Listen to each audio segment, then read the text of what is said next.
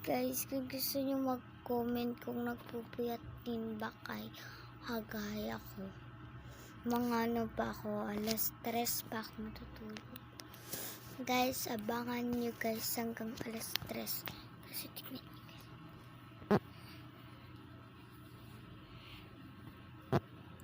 Alas 12 na. 12:35 pa. Antayin natin guys mag alas 3. Kasi nanonood lang ako guys ng TikTok. Kasi ayoko talagang matulog.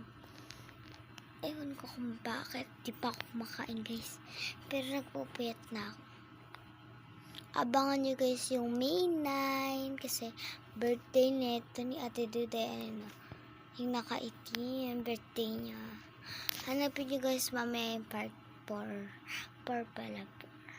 Ano birthday niya. Hanapin nyo guys sa May 9. Bye!